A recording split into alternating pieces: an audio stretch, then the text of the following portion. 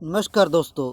जैसा कि आप सभी को पता है, हरियाणा एसएससी में कोऑपरेटिव सोसाइटी में जो एसआई का एग्ज़ाम लिया जाएगा, उससे संबंधित जितने भी इम्पोर्टेंट एमसीक्यूज़ बन सकते हैं वो मैं आज लेकर आई हूँ दोस्तों। जैसा कि आपको पता है, इस चैनल पर 4 से 5 वीडियो पहले ही आ चुकी है और ये अपनी नेक्स्ट वीडियो रहेगी दोस्तों। वीडियो स्टार्ट करने से पहले मैं आप लोगों को बता दूं कि ये हरियाणा का एग्ज़ाम है, इसलिए थोड़ा हरियाणा के बारे में जनरल इन्फॉर्मेशन या कुछ फैक्ट्स है वो जान लेते हैं और आपकी इसके साथ ही रिवीजन हो जाएगा। चलिए स्टार्ट करते हैं। हरियाणा दोस्तों एक क्या है, लैंडलॉक्ड स्टेट है और भारत का नॉर्दर्न वेस्टर्न स्टेट है। हरियाणा क्या है, लैंडलॉक्ड स्टेट है। हरियाणा का कोऑर्डिनेट्स देख लेते हैं, यानी हरियाणा की एक लोकेशन देख लेते हैं।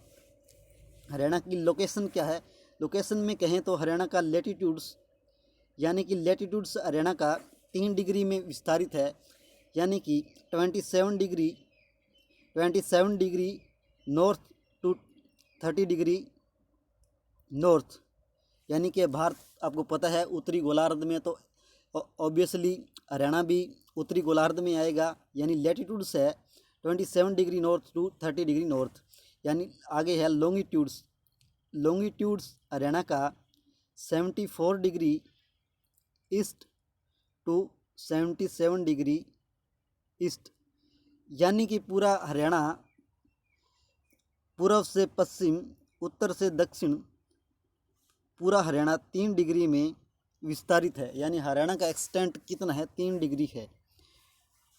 और हरियाणा का एरिया 44,212 स्क्वायर किलोमीटर है। ये 3 डिग्री में विस्तारित है। ये आपको थोड़ा पता होना चाहिए हरियाणा की लोकेशन के बारे में। और हरियाणा लैंडलॉक्ड स्टेट है, यानी कि ये किसी भी महासागर या खाड़ी सागर से इसकी बाउंड्री है वो टच नहीं करती। और आप हरियाणा के कौन से ऐसे ज़िले हैं जो किसी बाहरी राज्य को स्पर्श नहीं करते, तो इसका आंसर हो जाएगा चरखी दादरी और रोहतक। केवल हरियाणा में 2 ही ऐसे ज़िले हैं जो किसी बाहरी ज़िले को स्पर्श नहीं करते, जिनकी क्या है सीमा किसी बाहरी राज्य को स्पर्श नहीं करती। ये आपको याद रखना है। चलिए दोस्तों वीडियो कंटिन्यू करते हैं, क्वेश्चंस देख लेते हैं कुछ। फर्स्ट क्वेश्चन है दोस्तों, हैफेड की स्थापना कब हुई थी? यानी कि ये पूछ रखा है हैफेड की स्थापना कब हुई थी। तो इस क्वेश्चन का राइट आंसर होगा बी 1966। यानी कि हरियाणा जब बना था उसी के साथ हैफेड की स्थापना हुई थी। नवंबर 1966 में हैफेड की स्थापना हुई थी। HAFED Haryana state cooperative supply marketing federation limited. यानी कि हैफेड की फुल फॉर्म भी आपसे पूछी जा सकती है। हैफेड की फुल फॉर्म क्या है? Haryana state cooperative supply and marketing federation limited. ये हैफेड की फुल फॉर्म हो जाएगी। और हरियाणा में HAFED Haryana state cooperative supply marketing federation limited, तो हैफेड की स्थापना 1 नवंबर 1966 को हुई थी जब हरियाणा बना था। हैफेड हरियाणा में कोऑपरेटिव फेडरेशन में एक सर्वोत्तम संस्था है, यानी कि एक सुप्रीम इंस्टीट्यूशन है कोऑपरेटिव में। ठीक है दोस्तों, ये आपको याद रखना है। एक सर्वोत्तम संस्था है हैफेड हरियाणा में। हैफेड का मुख्य उद्देश्य है उच्च गुणवत्ता के बीज, इंसेक्टिसाइड, पेस्टिसाइड्स आदि प्रदान करना है। हैफेड का मुख्य उद्देश्य क्या है? उच्च गुणवत्ता के बीज, इंसेक्टिसाइड्स, पेस्टिसाइड्स आदि प्रोवाइड करवाना है। नेक्स्ट क्वेश्चन की तरफ बढ़ते हैं। नेक्स्ट क्वेश्चन है अपना, किस एक्ट या सुधार के तहत सहकारिता को एक प्रांतीय विषय घोषित किया गया था? किस एक्ट या सुधार के तहत सहकारिता को एक प्रांतीय विषय घोषित किया गया था? ये आपको बताना है। तो इसका राइट आंसर होगा बी मॉन्टेग्यू चेम्सफोर्ड रिफॉर्म 1999। तो क्या हो जाएगा बी? इस क्वेश्चन का राइट आंसर हो जाएगा मॉन्टेग्यू चेम्सफोर्ड रिफॉर्म 1919। ठीक है दोस्तों, तो मॉन्टेग्यू चेम्सफोर्ड सुधार इसका राइट आंसर हो जाएगा। देख लेते हैं आगे। मॉन्टेग्यू चेम्सफोर्ड रिफॉर्म 1919 के तहत सहकारिता को एक प्रांतीय विषय घोषित किया गया था। विभिन्न प्रांतों में सहकारिता से संबंधित अपने कानून बनाए थे और इस समय कोऑपरेटिव सोसाइटी में सदस्यता भी बढ़ने लगी थी। मॉन्टेग्यू चेम्सफोर्ड रिफॉर्म 1919 के तहत सहकारिता को एक प्रांतीय विषय घोषित किया गया था। क्या किया गया था? प्रांतीय विषय घोषित किया गया था, यानी कि अब स्टेट्स को भी थोड़ी स्वायत्तता मिल गई थी कोई कानून बनाने के लिए कोऑपरेटिव पर। ठीक है दोस्तों, ये आपको याद रखना है। यानी विभिन्न प्रांतों में सहकारिता से संबंधित अपने कानून बनाए गए थे। तो क्या लोगों का कोऑपरेटिव की तरफ, कोऑपरेटिव जो फेडरेशन था, कोऑपरेटिव जो आंदोलन था, मूवमेंट था, उसकी तरफ लोगों का ध्यान जाने लगा, यानी कि लोगों की दिलचस्पी बढ़ी किसमें? कोऑपरेटिव्स में। ये आपको याद रखना है। कब से? 1919 के बाद। कहाँ से? मॉन्टेग्यू चेम्सफोर्ड रिफॉर्म के बाद। नेक्स्ट क्वेश्चन है, अनौपचारिक सहकारिता है, यानी कि आपको बताना है इनफॉर्मल कोऑपरेशन कौन सा है? इनफॉर्मल कोऑपरेशन कौन सा है? चिट फंड, देवराई, क्यूरीज या ये सभी? तो इसका राइट आंसर होगा डी, ये सभी। ये सभी क्या है? एक अनौपचारिक सहकारिता है। एक्सप्लेनेशन देख लेते हैं। चिट फंड, देवराई, क्यूरीज, निधि और फर्ड, यह सभी अनौपचारिक सहकारिता है जो सहकारिता से संबंधित नियम बनाने से पहले भारत के विभिन्न भागों में प्रचलित थी। ज़रा ऐसा है दोस्तों, हरियाणा के भारत में जब कोऑपरेटिव से संबंधित रूल या रेगुलेशन नहीं थे, उससे पहले जो इनफॉर्मल्स, जो छोटी छोटी आप कह सकते हैं कोऑपरेटिव सोसाइटी कह सकते हैं आप, जो छोटी छोटी संस्थाएं थी, चिट फंड, देवराई, क्यूरीज, निधि, फोर्ड, ये सभी उन्हीं का नाम है। ठीक है दोस्तों, एक तरह की आप कोऑपरेटिव इन्हें समझ सकते हैं। जैसे चिट फंड पश्चिम बंगाल में बहुत प्रसिद्ध हुआ था और निधि मद्रास प्रेसिडेंसी में प्रसिद्ध था। यह भी आपको थोड़ा बहुत याद रखना है। चिट फंड, जैसा आपको पता होगा, चिट फंड बंगाल में अक्सर सुर्खियों में रहता था, ममता बनर्जी से संबंधित, वो तो आपको मैटर पता ही होगा। ठीक है दोस्तों, नेक्स्ट क्वेश्चन है, कोऑपरेटिव सोसाइटी के कितने प्रिंसिपल यानी सिद्धांत होते हैं? कोऑपरेटिव सोसाइटी के कितने सिद्धांत होते हैं? ये भी आप एक मोस्ट इम्पोर्टेंट एमसीक्यूज में आप नोट कर सकते हैं। कोऑपरेटिव के आप एग्ज़ाम की तैयारी कर रहे हो तो आपको ये तो आपको पता ही होना चाहिए कोऑपरेटिव के कितने सिद्धांत होते हैं। तो इसके सिद्धांत 7 होते हैं। कोऑपरेटिव सोसाइटी के सिद्धांत 7 होते हैं। 7 प्रिंसिपल पर कोऑपरेटिव होती है, वो संचालित होती है। एक्सप्लेनेशन देख लेते हैं। कोऑपरेटिव सोसाइटी में मुख्यतः मेनली 7 सिद्धांत होते हैं। जैसे पहला है वॉलेंट्री एंड ओपन मेंबरशिप। क्या है? Voluntary and open membership. Next है democratic member control. Democratic member control, लोकतांत्रिक सदस्य नियंत्रण। तीसरा है मेंबर्स इकोनॉमिक पार्टिसिपेशन, यानी सदस्य की आर्थिक भागीदारी होनी चाहिए। ऑटोनॉमी एंड इंडिपेंडेंस, स्वायत्तता और स्वतंत्रता। एजुकेशन, ट्रेनिंग, इंफॉर्मेशन, ये होना चाहिए। कोऑपरेशन अमंग कोऑपरेटिव, यानी कि सहयोग होना चाहिए कोऑपरेटिव के बीच। कंसर्न फॉर कम्युनिटी, कम्युनिटी के प्रति संवेदना होनी चाहिए, कम्युनिटी के प्रति काम करना चाहिए। ये कुल मिलाकर 7 प्रिंसिपल्स है जो कोऑपरेटिव सोसाइटी में होते हैं। ये आपको थोड़ा याद रखना है। नेक्स्ट क्वेश्चन है डिस्ट्रिक्ट कोऑपरेटिव बैंक को और किस नाम से जाना जाता है? सिंपली पूछ रहा है, डिस्ट्रिक्ट कोऑपरेटिव बैंक होता है, उसको उसका दूसरा नाम क्या है? तो इसका राइट आंसर हो जाएगा A, cooperative central bank. Cooperative central bank के नाम से भी जाना जाता है डिस्ट्रिक्ट कोऑपरेटिव बैंक को। एक्सप्लेनेशन देख लेते हैं। District cooperative bank central bank के नाम से भी जाना जाता है। डिस्ट्रिक्ट कोऑपरेटिव बैंक का कार्य क्षेत्र संबंधित जिला होता है, यानी कि डिस्ट्रिक्ट कोऑपरेटिव बैंक होता है जो एक ज़िले में ही क्या है उसका कार्य क्षेत्र होता है, उससे बाहर नहीं।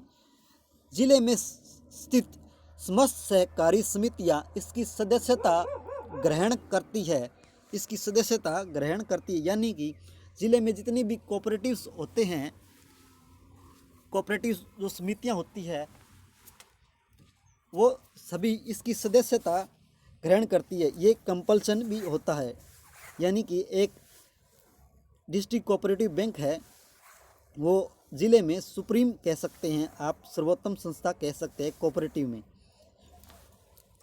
नेक्स्ट क्वेश्चन है इंटरनेशनल कोऑपरेटिव अलायंस के झंडे में लाल रंग प्रदर्शित करता है, यानी कि सिंपली कहे तो लाल रंग किसको प्रदर्शित करता है? ए निडरता, साहस, खुशहाली, सहयोग। तो इंटरनेशनल कोऑपरेटिव अलायंस जो आप कह सकते हैं ICA, इसके बारे में मैंने पहले वाले वीडियो में बता चुका हूँ। ICA क्या है, इंटरनेशनल कोऑपरेटिव अलायंस के बारे में बता चुका हूँ, जिसकी स्थापना 1895 में हुई थी। मैंने ये भी बोला था कि कांग्रेस की स्थापना 1885 में हुई है, उसके 10 साल बाद इसकी स्थापना हुई थी 1895 में, याद रखने के लिए। तो इंटरनेशनल कोऑपरेटिव अलायंस के झंडे में लाल रंग किसको प्रदर्शित करता है? तो ये साहस को प्रदर्शित करता है दोस्तों, साहस को प्रदर्शित करता है, ये आपको याद रखना है, जस्ट रिमेंबर इट। एक्सप्लेनेशन देख लेते हैं। इंटरनेशनल कोऑपरेटिव अलायंस के झंडे में लाल रंग साहस को रिप्रेजेंट करता है। इंटरनेशनल कोऑपरेटिव अलायंस के, ये रिलायंस नहीं, अलायंस के झंडे में कुल 7 रंग है, 7 ही प्रिंसिपल है कोऑपरेटिव में, ये भी थोड़ा याद रखना आसान हो जाएगा। 7 रंग है, लाल, नारंगी, पीला, हरा, हल्का नीला, गहरा नीला और पर्पल कलर, ये आपको थोड़ा याद रखना है। नेक्स्ट क्वेश्चन है, किसने सहकारिता प्रजातंत्र के 3 स्तंभ में से एक माना था? किसने माना था? Mahatma Gandhi ji, Pandit Jawaharlal Nehru, doctor Rajendra Prasad, doctor Bhimrao Ambedkar. तो इसका राइट आंसर है बी, पंडित जवाहरलाल नेहरू ने सहकारिता को 3 स्तंभ में से एक माना था। एक्सप्लेनेशन देख लेते हैं। पंडित जवाहरलाल नेहरू जी ने के अनुसार सहकारिता प्रजातंत्र के 3 स्तंभों में से एक है। उनके अनुसार 2 अन्य स्तंभ पंचायतें और विद्यालय है। उनके अनुसार कुल 3 स्तंभ है, सहकारिता, पंचायतें और विद्यालय। प्रजातंत्र के उन्होंने स्तंभ माने थे सहकारिता, पंचायत और विद्यालय को। आज़ादी के बाद सहकारिता पंचवर्षीय योजना के एक अभिन्न हिस्सा बन गई थी। आज़ादी के बाद पंचवर्षीय योजना का एक अभिन्न हिस्सा बन गई थी। नेक्स्ट है, all India cooperative planning committee कब गठित की गई थी? All India cooperative planning committee कब गठित की गई थी? तो इसका राइट आंसर है बी, 1945 में गठित की गई थी। ऑल इंडिया प्लानिंग कमेटी 1945 में गठित की गई थी। एक्सप्लेनेशन देख लेते हैं। All India cooperative planning committee 1945 में गठित की गई थी, जो एक सहकारिता आंदोलन की प्रगति के लिए एक आवश्यक कदम था। यानी कि आपको इतना ही याद रखना है, all India cooperative planning committee की स्थापना कब की थी, कब गठित की गई थी? तो ये 1945 में की गई थी। नेक्स्ट क्वेश्चन है, कोऑपरेटिव सोसाइटी के सदस्यों का प्रवेश और शेयर का बंटवारा किसके द्वारा किया जाता है? यानी आपको बताना है कोऑपरेटिव सोसाइटी के सदस्यों का प्रवेश और शेयर का बंटवारा किसके द्वारा किया जाता है? तो इसका राइट आंसर होगा सी, प्रबंधन कमेटी, प्रबंधन समिति के द्वारा किया जाता है, यानी कि मैनेजमेंट कमेटी द्वारा किया जाता है। जो सोसाइटी के सदस्यों का प्रवेश है और उनका शेयर का बंटवारा है। एक्सप्लेनेशन देख लेते हैं। कोऑपरेटिव सोसाइटी के सदस्यों का प्रवेश और शेयर का बंटवारा प्रबंधन समिति द्वारा किया जाता है। प्रबंधन समिति का मुखिया चेयरमैन होता है। प्रबंधन समिति का मुखिया कौन होता है? चेयरमैन होता है, जिसकी सहमति से महत्वपूर्ण निर्णय लिए जाते हैं। जिसकी सहमति से महत्वपूर्ण निर्णय लिए जाते हैं, यानी चेयरमैन चेयरमैन के पास डिसीजन मेकिंग पावर होती है, यानी कि जो भी रेजोल्यूशन लाया जाएगा सदस्यों द्वारा उसके हस्ताक्षर जरूरी है किसी भी प्रस्ताव को अमली जामा पहनाने के लिए। सिंपली बात यह है। नेक्स्ट क्वेश्चन है, कोऑपरेटिव बैंक जो बैंकिंग रेगुलेशन एक्ट 1949 के अंतर्गत आते हैं उन पर किसके द्वारा नियंत्रण किया जाता है? कोऑपरेटिव बैंक जो बैंकिंग रेगुलेशन एक्ट 1949 के अंतर्गत आते हैं उन पर किसके द्वारा नियंत्रण किया जाता है, उन पर किसके द्वारा कंट्रोल किया जाता है? तो इसका राइट आंसर होगा बी, आरबीआई द्वारा, reserve bank of India. Explanation देख लेते हैं। कोऑपरेटिव बैंक जो बैंकिंग रेगुलेशन एक्ट 1949 के अंतर्गत आते हैं उन पर भारतीय रिजर्व बैंक के द्वारा नियंत्रण किया जाता है, यानी कि आरबीआई द्वारा नियंत्रण किया जाता है। आरबीआई द्वारा नियंत्रण किया जाता है, कोऑपरेटिव बैंक रेगुलेशन एक्ट के अंतर्गत आते हैं। ये क्वेश्चंस थे दोस्तों कुछ, ये मैं सिलेक्टेड क्वेश्चन ही लेकर आया हूँ। जैसा कि आप लोगों को पता ही है दोस्तों, मैं कुछ रिसर्च करने के बाद ही वीडियो लाता हूँ, चाहे कितना ही टाइम लगे, ये आप लोगों को पता ही है। जैसे क्वेश्चन कंटेंट होना चाहिए, मेन बात ये है दोस्तों। आप वीडियो को ज़्यादा से ज़्यादा सपोर्ट कीजिए और चैनल को ज़्यादा से ज़्यादा सब्सक्राइब कीजिए, वीडियो को शेयर कीजिए और आप सजेशन भी दे सकते हैं, कमेंट बॉक्स में लिख सकते हैं आपको किस तरह की वीडियो चाहिए। और मैंने हरियाणा एसएससी का जो प्रीवियस ईयर्स के एग्ज़ाम है उन पर भी वीडियो आई हुई है। हरियाणा जीके की जो ओरिजिनल क्वेश्चंस है वो क्वेश्चंस एक वीडियो में डिस्कस किए गए हैं, आप वो भी देख सकते हैं, जो आगे आने वाले एग्ज़ाम के लिए आपके लिए फ़ायदेमंद हो। धन्यवाद दोस्तों।